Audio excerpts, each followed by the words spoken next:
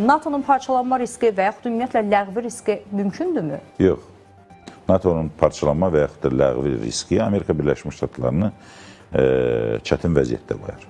Çünki yeni güc mərkəzləri yaranar və yeni müttəfiqlər ortaya çıxar.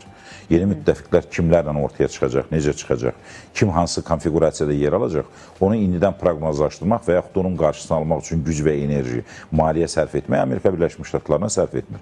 Ona görə də mövcudlar qorunur. Bunlar isə çox yumuşaq bəyanatlardır, diqqət etsəniz. Biraz təhdid var, biz siz yoxsunuz.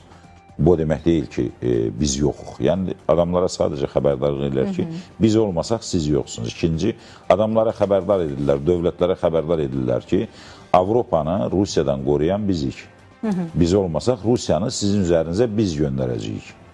Və onda proses çox çətin olacaq. Bu da yenə bayaqki məsələyə qayıdıram. Aprel ayı ərzində İranla məsələlər tam şəkildə bitəndən sonra növbə Rusiyanındır.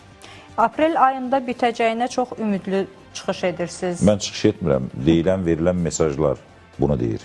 Verilən mesajlar deyir ki, müharibə ilə bağlı, İranla bağlı məsələlərdə artıq razılaşdırılıb. Bəs bu müharibənin qalibi kim olacaq sizcə?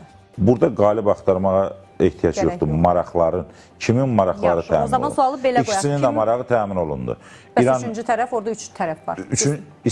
İsrail zaten burada maraqlarını əvvəldən təmin edib. Ona düşmən olan, proksi təşkilatlar vasitəsilə onun içərilərinə gedən, Qəzza məsələsində onu hər zaman təhdid edən prosesləri sıradan çıxarıb və müharibənin ən aktiv tərəfi kimi